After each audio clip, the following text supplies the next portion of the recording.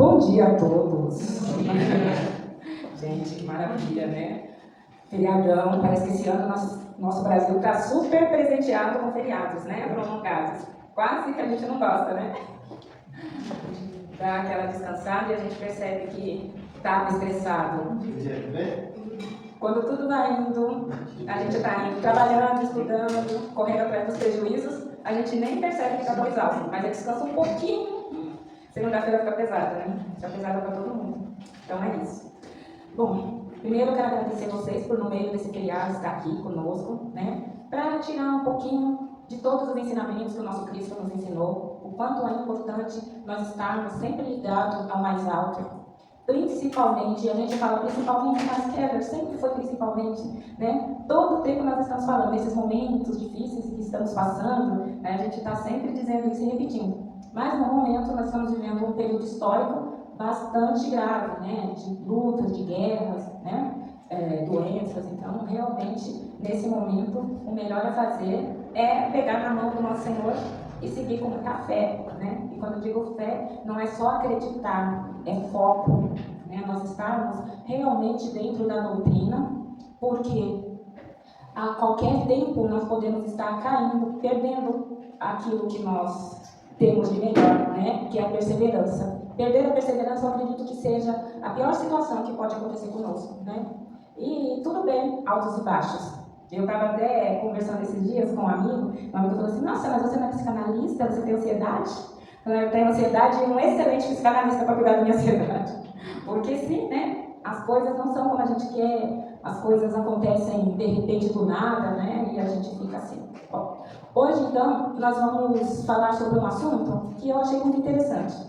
Eu estava assistindo um podcast aí no YouTube e eu ouvi uma psicanalista e ela acabou falando essa passagem da Bíblia.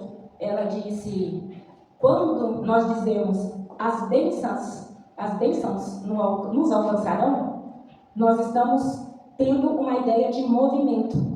E aí eu percebi que isso bate muito com a minha ideia, né? Eu acredito que nós temos que estar sempre em movimento para nós conquistarmos as coisas, principalmente a nossa evolução.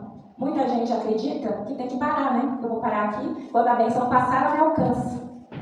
E quando Jesus nos diz que as bênçãos, Jesus não, né? Porque foi antes de Jesus essa passagem. Quando diz aqui, as bênçãos te alcançarão, para mim, na minha cabeça, me dá essa sensação de movimento. Então eu tenho que estar correndo, estar andando, estar fazendo alguma coisa para a bênção me alcançar. Porque se eu estiver parada, ela não vai me alcançar, ela vai chegar até a mim. E não foi isso? Não foi isso que estava escrito. Estava escrito que ela me alcançará. Então, para mim, era mais ou menos como uma promessa. Continua andando, continua seguindo. Não tenha medo, porque as suas bênçãos te alcançarão. Isso fez muito sentido.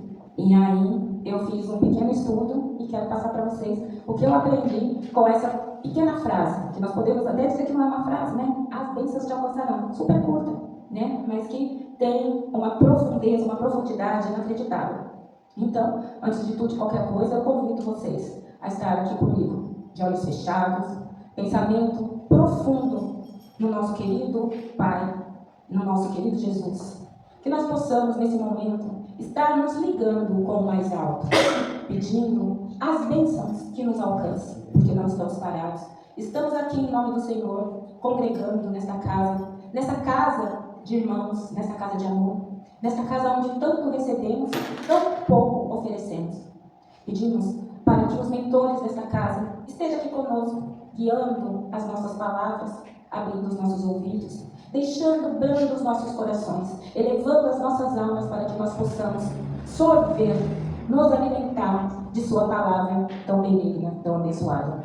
Pedimos também para os nossos mentores que estejam do nosso lado, deixando conosco muita energia, muito amor, muita paz, que nossas almas possam estar inteiramente integradas no amor e na paz do nosso Cristo Jesus. Que assim seja, graças a Deus, graças a Jesus. Então, à primeira vista, para mim, essa frase parecia apenas um conforto, né? Que é aquilo que a gente, até ontem, eu pensava dessa forma, né? Não se apoquente, as bênçãos de Deus, de uma forma ou de outra, te alcançará. E isso dá um acalento, né? Dá um alento. Mas quando a gente olha com profundidade, isso não é apenas um consolo.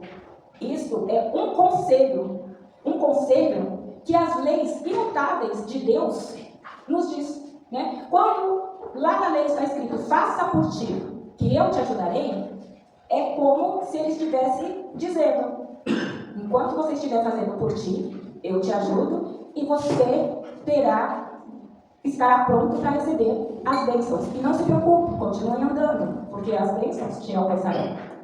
E quem de nós não está esperando, aguardando, alguma coisa melhorar? Não, gente, quando a vida melhorar, eu vou ajudar o próximo. Quando eu tiver mais tempo, porque agora eu trabalho pra caramba, não tenho tempo. Quando eu tiver aposentado, aí eu vou focar em fazer alguma coisa. Só que as oportunidades de movimento, elas batem nas nossas portas todos os dias. O tempo todo nós temos a oportunidade de doar e também de receber. E receber também é um movimento.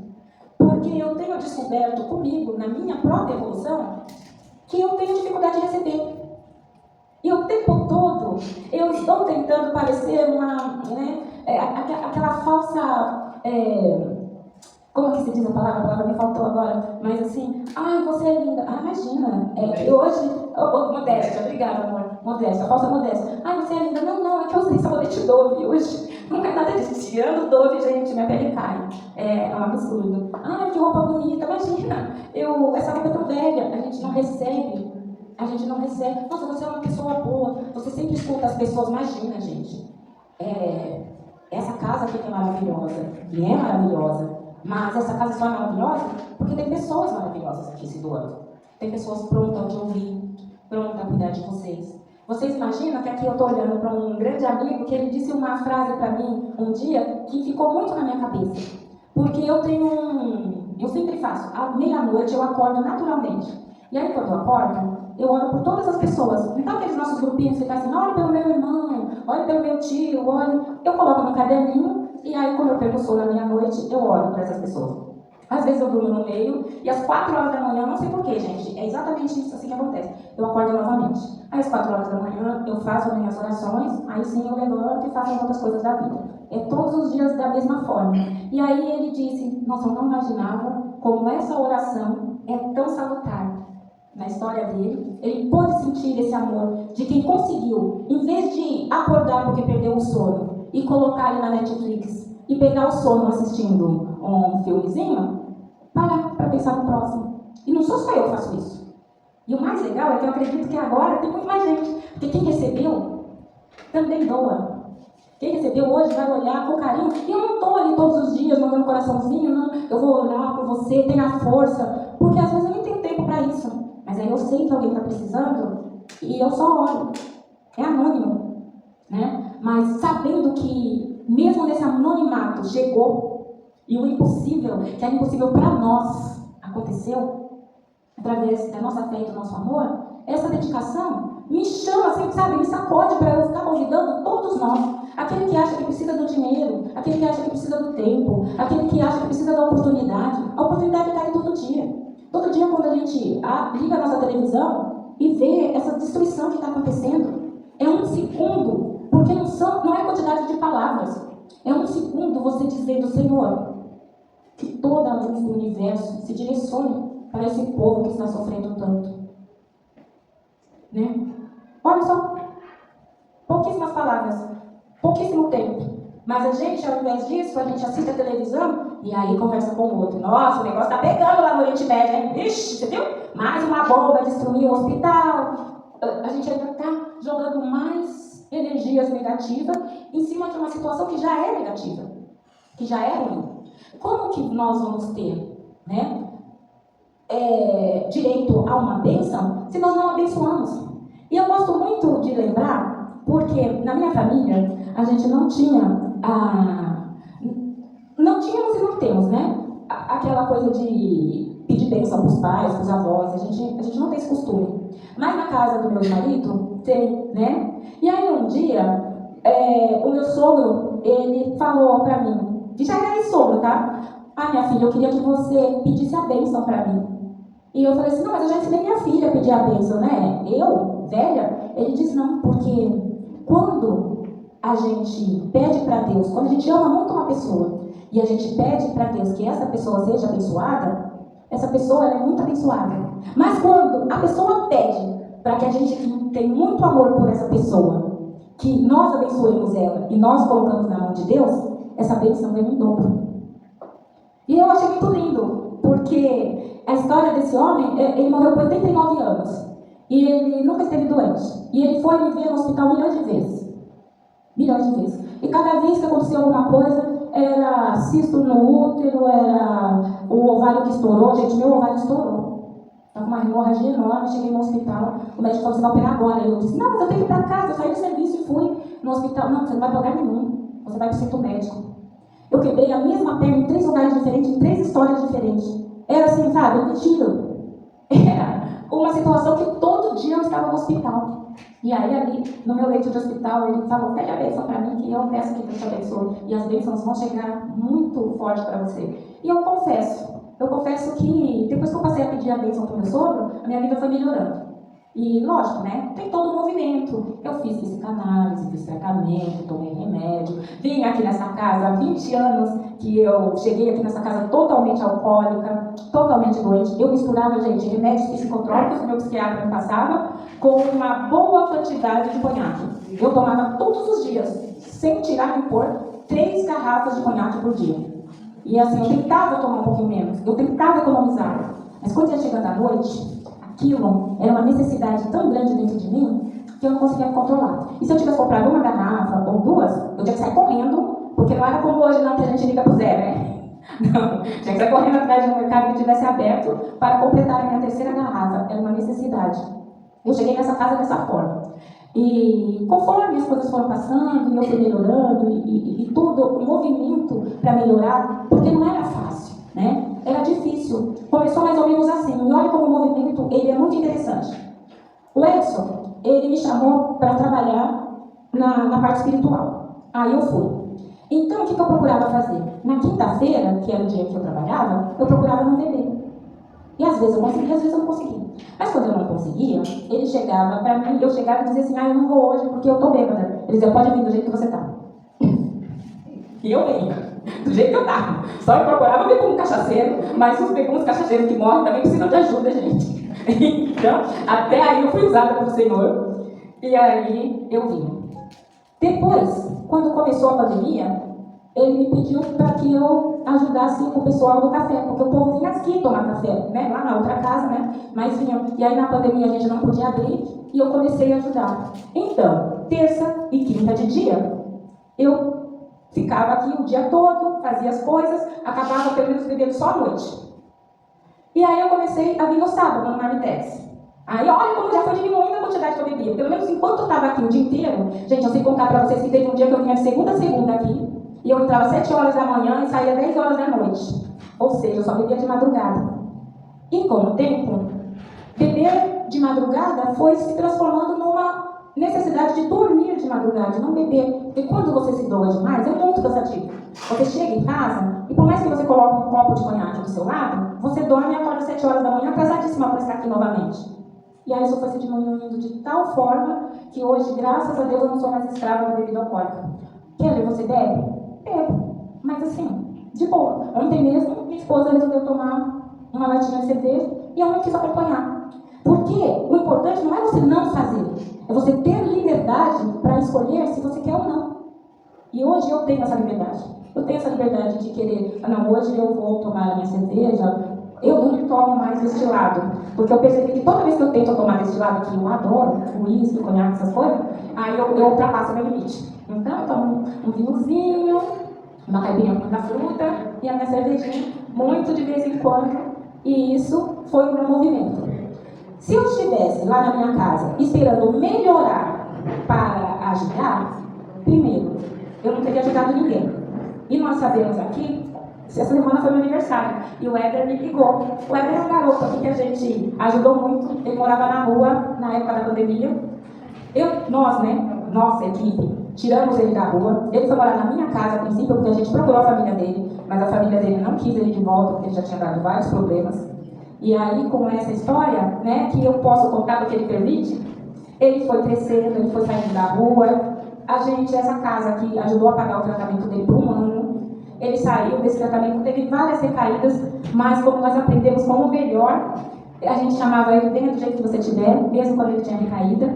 E ele trabalhou conosco, e ele cresceu, e hoje ele está de volta para o âmbito da família dele. Ele trabalha, ele estuda. É um garoto incrível, é um homem. Eu falo garoto porque para mim é como se fosse meu bebê. Toda essa história parece que foi a constituição daquela pessoa, sabe? Ele crescendo dentro de mim, crescendo dentro do meu amor, e ele nascendo de mim e se transformando numa pessoa incrível. Ele é mais que um filho, apesar de ter quase a minha idade, mas não parece não, viu? O neguinho tá ali bom. Ele passa por meu filho com facilidade, aquele garoto. Mas ele já está, eu tô com 53 e ele com 47, ou seja, a gente tá ali, próximo, né, de idade. E é isso. Se eu não estivesse, mesmo na minha dor, me movimentado, eu poderia estar até morto. E hoje, não é só ele não que diz que foi salvo. A mãe dele também me ligou no meu aniversário. E ela disse, você me deu meu filho de volta. E eu senti ciúme de você. Eu falava aqui com ela, só falava de mim, né? O tempo todo que a Kelly me falou, que a Kelly me ensinou, eu faço não sei o que a Kelly me mandou. E aí ela ficou com ciúme. Mas ela disse assim, eu gostaria de te dar um presente, Kelly. Ela era uma mulher muito simples, mas o que ela disse foi muito lindo. Eu adoraria te dar um presente. Só que o presente que eu sempre vou reverenciar é você ter me dado meu filho de volta. Né? E foi conjunto. Na realidade, tudo isso foi conjunto. Porque quando eu levei ele para minha casa, no primeiro dia que a gente chegou, a minha casa era uma bagunça igual a minha mente. Minha casa era toda suja. Tinha bigato em cima da pia. Porque eu bebia, dormia, comia e deixava ali. Né? Então, assim, garrafas vazias, copo sujo, pia suja, era inacreditável. E acreditem, ele limpou a minha casa uma vez, 2 vezes, 3 vezes, até o dia que ele falou comigo, eu vou limpar. Mas se eu chegar aqui e tiver bagunçado de novo. Então a gente foi crescendo e aprendendo uns com os outros. Eu não precisei esperar a minha bênção chegar. Hoje, eu compreendo que a minha bênção chegou. Eu percebo que a minha bênção chegou quando eu mudei totalmente minha vida. Parei com os meus vícios, me curei da depressão, fiz faculdade, comecei uma nova carreira. E tudo isso foi através de um pequeno movimento. Um movimento de não ficar só parado, sentindo dó de mim, pedindo a Deus que me ajudasse, mas um movimento perfeito de guardar a minha dor em algum lugar e cuidar da dor do outro. E eu descobri, gente, que a maior dor do mundo é a dor do outro. Quando a gente pergunta assim, qual é a maior dor do mundo? Você provavelmente vai pensar, a minha, porque você não sabe como a minha joanete dói. Gente, para vocês é fácil andar calçando sapato, porque vocês não têm a minha joanete. Mas quando você esquece da sua joanete e dá de frente com uma pessoa que não tem pé, qual que é a maior dor? E aí você percebe que além da sua joanete não te impedir de andar, você pode ajudar uma pessoa que não tem pé a andar também. E isso é incrível, porque você está se dando a chance de crescer e está dando a chance para o outro de crescer. E a gente não vê a evolução no caminho. É muito incrível. Eu precisei passar pela morte do meu amigo para perceber que eu havia mudado. Porque até então, eu ainda era uma pessoa bastante negativa. Aqui, meu coração, ele se enchia de amor e eu só sabia doar. Mas quando eu voltava para minha casa, eu ainda sentia dó de mim pela mãe, que eu não tive, pelo pai, que eu não tive, pela vida, que era muito difícil, né? Só que a vida não é difícil para mim. A vida é difícil para todo mundo. Jesus, quando a gente assiste lá os últimos dias dele, ele sobe lá, ele fica sozinho. Por que ele se tranca e fica sozinho? Porque naquele momento, ele sabia tudo que eu fiz por esse povo. E eu sei o que esse povo vai fazer por mim. Foi muito dolorido. E aí ele volta, ele só fez um pedido para os discípulos dele. Para os discípulos dele, orar e vigiar. E aí quando ele volta, no meio da dor dele, os discípulos estão dormindo. E ele se pergunta, ele fica nervoso, lógico. Gente, será que vocês não podem fazer só uma coisa que eu pedi para vocês? Agora, nos coloquemos como os discípulos. Nós estamos orando? Nós estamos vigiando? Nós estamos cuidando uns dos outros? Amai-vos aos outros como a si mesmo, e a Deus sobre todas as coisas. Jesus, ele diz, eu não vim mudar a lei. Mas a lei se resume nisso, em amar os outros, como a nós mesmos. E aí vem um desafio muito grande, porque eu tenho visto pessoas que amam mais os outros do que a si mesmo? Quem nunca? Quem nunca se preocupou com a dor do outro, com o pensamento do outro? Quem é que tem aquela coragem de dizer aquilo que às vezes até a pessoa tem necessidade de ouvir? Sabe aquela pessoa chata, insuportável, que quando você vê na rua você fala, ah, meu Deus, eu não mereci encontrar essa pessoa hoje. E aí você chega próximo, bom dia, como que você tá? Não, eu tô péssima, nossa, se você soubesse, tá tudo ruim, tudo piorou. Lembra aquele dia que eu te contei aquela história? Começa, continuou, até capítulo 2, 3, 4, 5, 10 mil. E aí, quando você sai cresce bem, você fala, meu Deus, me proteja de não encontrar essa pessoa novamente. Mas a gente não tem coragem de dizer, meu, larga de ser chato, você tem duas pernas, dois braços, tem casa, tem família, você não tem coragem de dizer isso. Mas quando é com a gente, ali que a gente erra, a gente diz, nossa, como eu sou burra.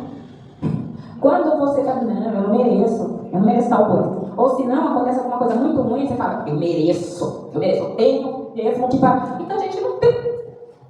O exemplo que vocês estão trazendo aí, a deficiência que a gente tem dificuldade de receber, né?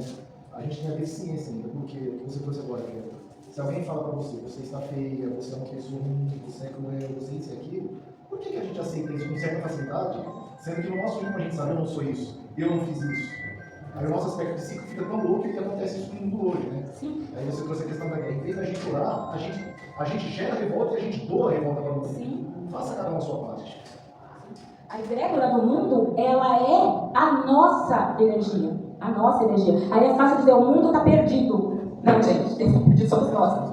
O mundo continua aqui só doando oxigênio, água, dando pra gente minerais. Está tudo maravilhoso, o mundo está perfeito. Quem está perfeito somos nós. Né? E aí é isso. Como que eu quero a paz se eu vou incitar com a minha energia a dar paz? Né? Eu não pacifico.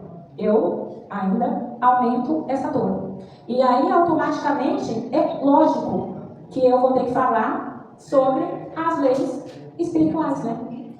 Que é a lei da causa e efeito. Se nós acreditamos realmente, pelo menos nós espíritas, acreditamos que existe uma lei imutável de Deus, como é que eu quero que as bênçãos me alcancem se eu estiver parado? Elas nunca vão me alcançar. Elas nunca vão correr atrás de mim se eu estiver só parada. Porque a lei já diz causa e efeito. Eu preciso dar uma causa para ter um efeito. E vai acontecer sim de eu estar fazendo algo que eu até acredito que é bom, ou pelo menos eu acho que é bom para mim, nem que não seja bom para todo mundo, já sendo bom para mim, tá bom. E que vai ter um efeito negativo. Porque não foi tão bom assim. Mas só erra quem faz. Nós estamos aqui realmente nesta terra para errar ou acertar. E acertar, geralmente, vai ser a mínima parte. Mas a gente só acerta quando faz. Eu vou contar uma história minha, né? Que eu vou sempre falando de mim, gente. Porque antes que falar dos outros é fofoca. E a gente fala de mim não é fofoca. Eu já sou um livro aberto mesmo. Eu comecei a fazer vídeos no YouTube. E aí, eu sou muito perfeccionista. Imagina que eu fiz um vídeo, 2 vídeos, 3 vídeos, 10 vídeos. Eu já estava no 20º vídeo, que eu fazia escondido, trancada no quarto, sem ninguém nem da minha casa saber. Eu assistia 200 mil vezes o vídeo e deletava. Deletava, tá ruim. E aí eu pensava assim, eu preciso fazer um vídeo da mesma forma que eu faço palestra, mas não sai. Quando liga a câmera, eu fico dura, minha boca fica dura, eu não consigo falar, não sai expressão, eu esqueço o que eu ia falar, não sai, fica muito mecânico. E aí me disseram o seguinte, só faz e coloca. Quando você fizer 100 vídeos, aí que você vai começar a ficar bom. Bom, faz 2 meses que eu comecei a fazer, que eu já tenho 120 vídeos. Então, acho que eu estou começando a ficar boa. Eu já passo... Outro dia, gente, eu estava viajando, estava indo lá para casa da minha filha em Franca, e a moça do lado estava com fone, mas eu comecei a ouvir a minha voz na moça ouvindo. Gente, eu fiquei tão nervosa que eu quase me tranquei no banheiro. A moça dizer, é você que está fazendo esse vídeo? Eu fiquei muito nervosa. Eu procurei um outro banco e fiquei lá no outro banco para você não saber que era eu que estava fazendo o vídeo. É muito nervoso, porque, gente, eu não estou nem em São Paulo, perto da minha casa, eu estou na rua, e alguém vai dizer, nossa, estou escutando seu vídeo aqui, é você. Foi. Mas é exatamente isso. Se eu não tivesse feito 100 vídeos, eu não teria feito 100 vídeos. Só isso. Tá? E provavelmente eu não tinha os meus pacientes, porque ninguém saberia que eu estava ali sendo hoje psicanalista. E as bênçãos, ela vem exatamente dessa forma. É exatamente no momento que nós estamos nos movimentando que as bênçãos chegam. E é tão legal, é tão emocionante que você não percebe. Quando a gente está esperando e as bênçãos não chegam, a gente sofre muito, né? Você está esperando ali todo dia. Ai, meu Deus, eu queria aquele emprego. Ai, eu queria que meu filho fosse saudável, crescesse uma pessoa inteligente. Ai, eu queria isso, eu queria aquilo. E aí você fica parado e as coisas não acontecem. Mas quando você está em movimento, sabe quando você percebe que você recebeu as bênçãos? Muito depois. Quando eu olho para a minha vida e penso, caraca, Bebinha, olha onde você chegou. Você não é mais Bebinha. Sua filha passou em primeiro lugar na universidade, está no segundo ano de Relações Internacionais. A minha filha já é monitora na faculdade, então ela dá aula de História da África na faculdade que ela estuda. Minha filha fala 3 idiomas fluentemente. Japonês, inglês e espanhol. Que pra mim, que nem falo fluentemente o português, é uau! Né? Pra mim é uau! E quando eles estão lá colocando os filmes deles, aí você senta pra assistir e tá na língua original sem legenda, a gente sente assim, caraca, mano, não é que Deus me abençoou mesmo? Mas é isso. É isso. Foi muito movimento. Foi tanto movimento que no caminho eu não percebi que eu estava sendo abençoada. Mas a gente está sendo abençoada todos os dias. A gente está sendo abençoada pelo ar que a gente respira, pelo país que a gente mora, pelos parentes que estão do nosso lado. E eu sei que alguém vai dizer, gente, você está falando de parente, você não conhece meu parente, né? Você conhece meu parente? Você com certeza me falaria que é uma bênção ter os meus parentes, mas é uma bênção. Olha a outra história que eu quero contar de movimento. Há 2 anos atrás, eu sofria de dependência emocional e eu acredito que aqui no nosso país isso é muito comum. Eu sempre digo que a dependência emocional, ela é natural, porque nós crescemos acreditando em coisas do tipo, nós temos que valorizar a família unida, todo mundo pode falar mal da minha família, eu posso falar mal da minha família, mas ninguém pode. E a gente tem, né, aquela herança de fazer puxadinho para os familiares. Então, eu compro um terreno, as pessoas elas pensam já assim, né? Eu estou tendo essa casa para os meus filhos. Gente, eu não comprei nada para os meus filhos, eu comprei para mim. Sabe o que eu dei para os meus filhos? Educação. Eu sempre exigi que eles estudassem. Sempre. Mas aí eu digo eles, você não tem uma filha só? Eu tenho uma filha só. Mas eu tenho sobrinhos, né? E eu gosto deles como se fossem meus. E aí minhas irmãs, tem uma até que tem ciúme. Mas a gente tá ali, não, você vai estudar, não, você vai continuar, não, você não vai desistir. Porque é isso que vai dar para eles, que eles merecerem o que eles precisarem. Não vai ser a minha casinha do CDHU, dividida em 10, que vai resolver alguma coisa. Né? Então, eu sofria dessa dependência emocional. E eu não conseguia desfazer. Por quê? A Keller era da seguinte forma. Pai está doente, Keller. Já que você é aposentada, você cuida do pai. A mãe está doente. Já que você é aposentada, você cuida da mãe. Eu preciso pagar 10 contas. Quem é que vai no banco? Você que é aposentado, que tem tempo. Meu filho, não tem com quem deixar. Eu posso deixar aí? E a minha sobrinha, se você estiver me ouvindo, você já sabe. Ela teve essa mania até há pouco tempo. De, tia, eu vou deixar a areta aí. E aí ia pro baile, ia pra isso, ia pra aquilo, até que um dia eu tive coragem de dizer não. Porque eu tenho minhas coisas pra fazer. Antes era diferente. Eu dizia assim, claro, pode trazer a areta. Aí eu ficava com a areta, arrastando, dizendo, olha, eu tinha que fazer tal coisa, eu não posso trazer a areta. Eu tinha que não sei o que trazer a areta. E na verdade não era, por causa de mim. Que eu não disse não posso. Porque eu não podia. Porque se eu puder, eu amo a areta, eu quero ficar com ela. Mas, às vezes, eu tenho também as minhas coisas pra fazer. E a dependência emocional, ela traz esse problema. Você tem as coisas para fazer, você assume a vida do outro, deixa a sua vida de lado e depois você reclama. Porque a do outro está ótima, a sua que não está. Nós ainda temos um outro tipo de dependência pior, que é aquele de achar que o outro sem a gente não vai. E nessa situação de eu começar a dizer, olha, não tem ninguém para levar a mãe não sei aonde, você leva? Não posso, não tenho compromisso. Mas o seu compromisso é o GEPA? Lá você é voluntária. Você pode dizer que não vai. Eu falo assim, não, lá é a minha obrigação. Porque eu me coloquei como voluntária. Ninguém foi lá me obrigar a ser voluntária. Então é a minha obrigação. Eu vou fazer. Se eu não tivesse, eu faria. Ou talvez não faria. Porque eu também tenho o direito de dizer não quero, porque não quero. Mas a gente não acha isso. A dependência emocional é algo tão forte que você deixa de ter para não precisar dizer não. Então você deixa de ter tempo para não dizer não, eu não fico com seu filho. Você deixa de ter dinheiro para não dizer, para não emprestar, falar, tia, acabou meu gás. E você dizer, eu não tenho, meu amor. Em vez de você dizer, problema seu, você não sabe que o gás dura tanto tempo? Que guarde o dinheiro, eu vi você no samba ontem. Né? Não, a gente passa a não ter. E eu estava nessa situação. Eu chegava num teto, mais ou menos ali, de 2.000, 2.500 por mês. de valor, e aí tudo começava a degringolar. Eu batia o carro quebrava 10 mil vezes no mesmo lugar.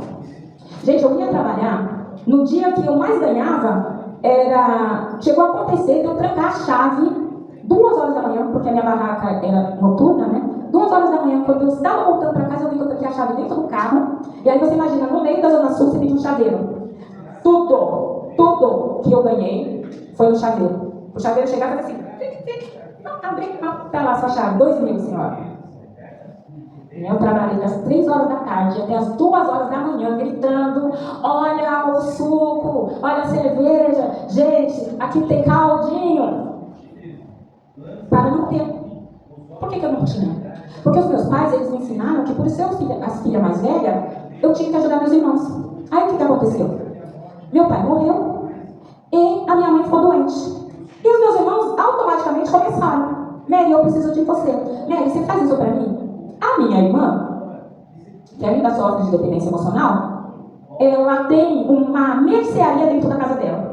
Gente, o armário dela tem assim, fardo de arroz, fardo de feijão, 200 latas de óleo, que é pra todo mundo chegar lá e dizer, tia, faz uma cesta pra mim, e ela faz.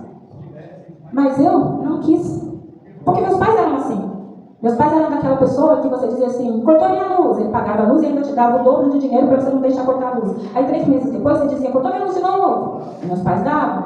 Entendeu? Meus pais eram aquele que no nosso aniversário, ele te dava o que você não precisava mais pro ano todo. Era roupa para todo mundo, era dinheiro, era... Então, a gente ficava um pouco desconfortável, né? E quando ele faleceu, que ele disse, olha, vocês são mais velhos, cuidem dos seus irmãos, eu passei a não ter.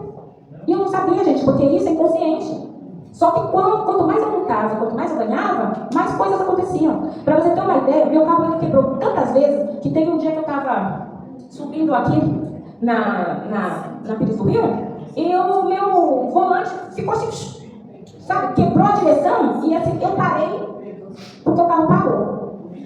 Teve uma vez também que a roda, ela saiu todinha, eu estava subindo o meu estacionamento e a roda simplesmente saiu. Você quer saber que quem comprou meu carro foi meu vizinho? E cada vez que eu vejo ele passar com aquele carro lindo, sem dar nenhum problema, eu fico nervosa, porque só dava problema comigo. Eu pensei, coitado desse moço, eu estou vendendo, esse moço eu vou ter que mudar de casa, né? Porque o carro chovia dentro, quebrava, estava todo cacarecado. E hoje a mulher do cara passa na minha frente dirigindo o carro assim, ó, nunca mais quebrou. Olha só a força da dependência emocional. Eu precisar que essas coisas acontecessem comigo, para que eu não dissesse, não, eu não vou te ajudar. Porque a minha irmã, eu tenho uma irmã caçula, que ela não trabalha.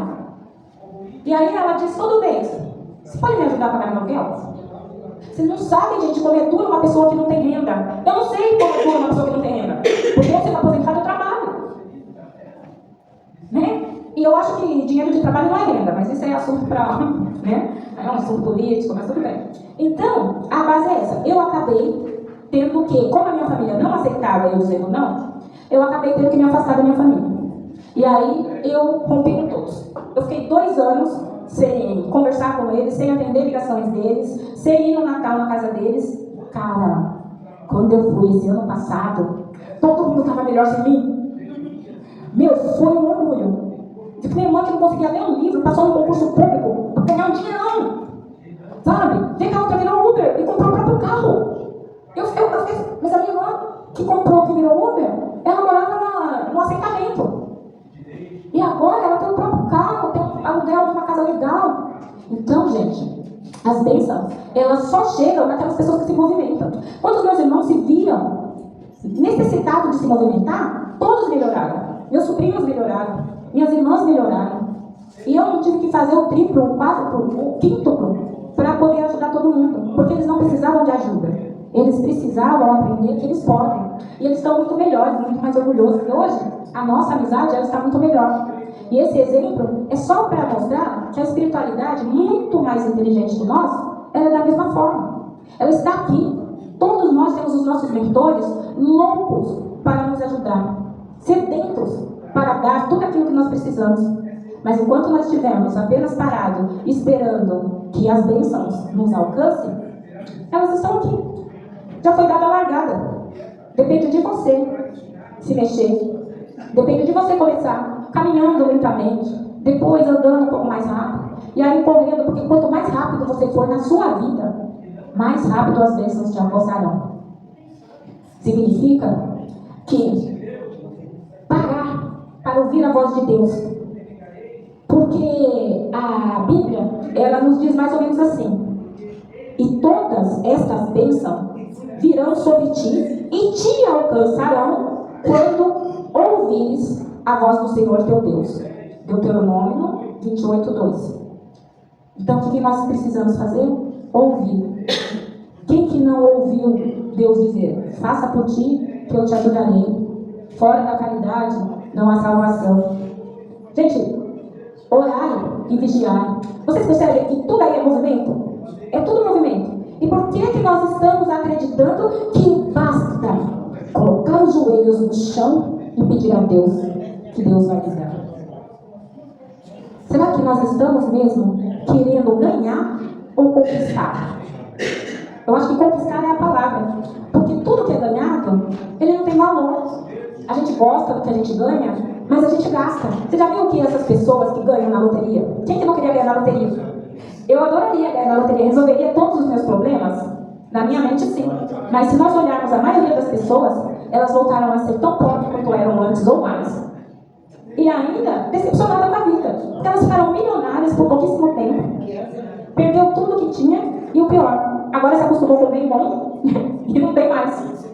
Então, qual que é o mecanismo que o Espiritismo nos explica? E que a Bíblia nos revela através dessas palavras, né? A base é o movimento.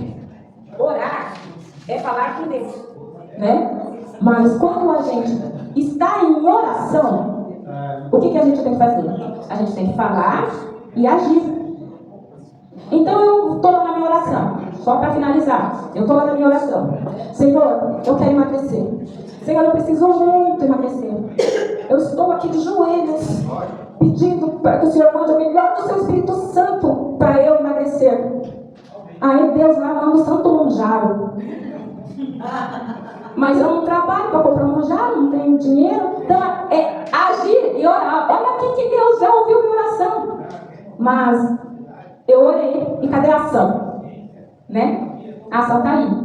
Tem até uma velha historinha que eu acho que todo mundo já ouviu, né? Daquele homem que era um cristão muito fervoroso e ele acreditava que Deus, né, por ele ser muito fervoroso, Deus iria ajudar. Um dia teve uma enchente muito grande e ele sobe lá no teto dele, o resto está tudo inundado. E aí passa uma pessoa ali pendurada num galho de árvore flutuando e chama ele: desce, vamos embora, vem pra cá. Não, Deus vai me ajudar. E aí passa um barquinho: vem pra cá. Não, Deus vai me ajudar. O que aconteceu? Subiu a água, ele morreu afogado, chega lá no céu. Fala: pô Deus, confiei tanto no Senhor. E ele falou: mas eu mandei lá o cara lá com o barquinho, flutuando no negócio. Eu mandei o bombeiro, você ficou esperando. Agir. Está faltando ação, porque as palavras de Deus sempre colocam ação. Vamos lembrar aquele dia que Cristo só pediu para a gente, para os discípulos dele, orar e vigiar, e eles dormiram. Como é que as bênçãos podiam alcançar alguém que está dormindo? Será que de uma forma ou de outra, não somos nós que estamos dormindo, esperando o mundo mudar? Nós estamos aqui dizendo que a transição planetária está demorando muito, mas como eu disse, o nosso planeta, ele está ótimo. Ele está ali fazendo tudo que nós precisamos. Da nossa terra tudo dá. Fruto, comida, animaizinhos que nos alimentam, oxigênio, água. Ele está perfeito. Ele não precisa transicionar. Quem precisa transicionar somos nós. Nós já ouvimos o que nós temos que ouvir. Eu ficaria aqui falando várias passagens da Bíblia, várias passagens do Evangelho segundo o Espiritismo, várias passagens de todo o Pentateuco. Mas isso nós já ouvimos. E quanto de nós estamos fazendo? Vamos pegar a pequena máxima que eu acho que muda tudo. Vamos amar uns aos outros? E quando a gente ama, a gente fica só quietinho ouvindo? Ou a gente age? Quando a gente ama um bebê, a gente não cuida daquele bebê? Quem é que ama o seu bebê e deixa ele lá, viver sozinho? Não precisa amamentar, não precisa limpar, não precisa cuidar. Ele morre. A mesma forma é a nossa vida. É uma oportunidade única. Mas, Keller, nós somos espíritas, e os espíritas acreditam na reencarnação. Mas essa encarnação é uma oportunidade única. Não vamos acreditar que podemos deixar para outra. Porque é como repetir de ano. Quem é que vai para a escola e quer novamente fazer o mesmo ano no ano que vem? É ruim. As pessoas não serão as mesmas. Você perde sua turma. E nós temos uma turma, gente. Nós temos uma turma que começamos juntos, estamos aqui nascendo e renascendo novamente. Já fomos pais, mães, tios, avós. E se nós repetirmos de ano, se nós não aproveitarmos essa oportunidade única, nós perderemos a nossa turma. E será que alcançaremos no futuro? Então, as oportunidades estão aqui. A validade está aqui. Nós podemos começar em qualquer lugar. Eu convido todo mundo, porque, gente, trabalho não falta, a começar aqui nessa casa. É um excelente aprendizado. Nós podemos doar muito mais de nós mesmos e doar exatamente aquilo que recebemos. Sabe? Porque às vezes vocês podem estar olhando para mim e falando assim, para você é fácil, mas o que é que eu vou doar para casa? O que você recebeu? Quando você chegou aqui, o que você precisava? Quem precisou de uma palavra de carinho? Quem que dá uma palavra de carinho para o próximo aqui? Né? Quem precisou de um magnetismo? Quem aqui estudou o magnetismo ano passado? Então, olha aí, a gente vai só recebendo e não vai dando, porque na realidade os doentes eles aparecem de acordo com os trabalhadores que tem. Os nossos braços eles podem ir se ampliando de acordo com a nossa capacidade. Quando nós chegamos aqui precisando receber, nós recebemos e agora nós temos que dar, doar. E eu convido que seja nessa casa, mas não necessariamente. Nós podemos estar em qualquer lugar. Tá aqui a minha esposa, que ela não gosta que eu fico colocando exemplo nela, mas eu vou dar um pequeno exemplo. Ela é enfermeira. E, gente, se vocês soubessem o trabalho espiritual que ela faz dentro daquele hospital, ela é tanto mais trabalho lá do que ela faz aqui dentro dessa casa. Ela está trabalhando nessa casa. Mas, assim, quando a pessoa já está indo, os próprios amigos chamam. Maria, vem cá, eu acho que o meu paciente está de passagem. E ela vai, ela ora, ela traz energia para a família que fica, ela traz energia para aquele espírito que muitas vezes não está querendo ir. É incrível o trabalho que ela faz. No momento em que ela poderia estar dizendo, não, eu estou pagando dinheiro, estou pagando minha vida. Mas a gente não deixa de encontrar espíritos necessitados em qualquer lugar. E outro dia tinha um bravinho. Ela estava sentada lá com as amigas dela, e eu acho que ele veio a falecer, ele viu a luz dela, a mediunidade dela, tacou as coisas dela fora. Diz que elas estavam sentadas lá, o negócio todas as marmitas delas caíram no chão, a mesa não perdeu, não aconteceu nada. Então, sim, nós somos espíritas em qualquer lugar, por qualquer pessoa. Uma pequena oração, comecem a aprender. Está tendo confusão na casa de vocês? Em vez de entrar na confusão, manda uma oração. Tenta imaginar a luz saindo do peito de vocês e alcançando aquelas pessoas. E aí você vai ver que, ao invés de você fomentar, a sua energia vai paralisando. Comece na sua casa, aqui é a extensão da nossa casa, depois vá para a rua, faça com aquela pessoa que está no ponto do ônibus, com aquela pessoa que está do seu lado. Ela não precisa saber. Se sentou perto de alguém e sentiu uma energia ruim, manda luz, manda luz, manda luz. Depois você levanta e vai embora. Vocês vão ver como o mundo vai melhorar muito. Então, esse é mais um convite nosso aqui. E quando eu digo nosso, eu não digo meu. Eu digo da espiritualidade, para que nós comecemos a nos movimentar. Porque todos nós precisamos das bênçãos. Enquanto nós estivermos parados, ela vai estar parada também. Elas só vão andar conosco a partir do momento que nós estivermos andando também. Então, esse é um convite dos céus para que nós possamos estar nos elevando sempre a Jesus. Que ele não ficou parado em nenhum momento. Mesmo nos momentos em que nós não sabemos da história de Jesus, ele estava se preparando para o dia. E quando ele não tinha mais nada para fazer aqui, ele voltou. Porque é exatamente assim que é a nossa vida. Quando nós não estivermos mais necessitados de estarmos aqui, nós iremos para outro lugar, porque somos sim eternos. Mas não vamos ficar estacionados, vamos ficar em movimento. E nos movimentando todos juntos, todos unidos. Porque nós somos irmãos e não é por acaso que nós estamos aqui juntos. Tá bom? Então, eu quero agradecer a presença de vocês nesse meio do feriado. Quero convidá-los novamente a estar fechando os olhos, elevando o pensamento a Jesus. E nesse pensamento tão intrínseco no rei, no maior homem que já viveu nessa terra, eu quero lembrá-los de todas as responsabilidades que nós temos uns com os outros. Responsabilidade de amor, responsabilidade de paz. Que se nós nos desequilibrarmos, que tenha do nosso lado alguém que nos reative o desequilíbrio. E quando alguém do nosso lado estiver desequilibrado, que nós sejamos a força, o amor e a paz, o equilíbrio do outro, porque juntos nós somos muito mais do que imaginamos. Deus espera de nós união, amor e presença, e a força está no fazer para que nós possamos receber. Que assim seja, graças a Deus, graças a Jesus. Gente, muito obrigada. Olha, eu acredito que o magnetismo vai ser aqui em cima hoje, porque parece que está pintando lá embaixo, e o magnetismo vai ser aqui. Eu só vou confirmar, tá? Quem for tomar magnetismo não precisa tomar passe, e o pessoal já está esperando lá para o passe de vocês, para que vocês tenham uma semana maravilhosa, equilibradíssima. Eu agradeço a todos e continuo aqui fazendo os meus pequenos pedidos, né? De doação aqui para o café, para o Marmitex, para os trabalhos que a gente faz aqui. Eu gostaria de lembrar e pedir para vocês, quem não tem o costume, né, de ir no bazar, visitem o bazar. Eu sempre faço isso para mostrar para vocês que esse bazar aqui tem ouro. Hoje eu estou 100% vestido de bazar, né? Da roupa ao sapato e aos acessórios. Coisas de R$2, de R$5, e olha só, na estirpe. Então, isso ajuda muito nos nossos trabalhos e também, né, nos interessa. Ninguém quer só ajudar, a gente quer receber também, né? Coisas de qualidade, coisas maravilhosas. E se você tiver alguma coisa em casa também que você queira doar, para que nós possamos vender aqui, tudo é muito bem-vindo. Já estamos há 2 meses, né? Falta 3 meses para julho, mas nós já estamos ali para a preparação da festa junina nossa. Então precisamos receber as doações.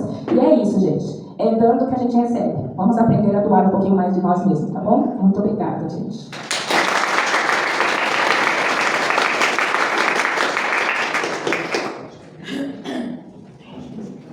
Pessoal, como a Keller bem lembrou, né?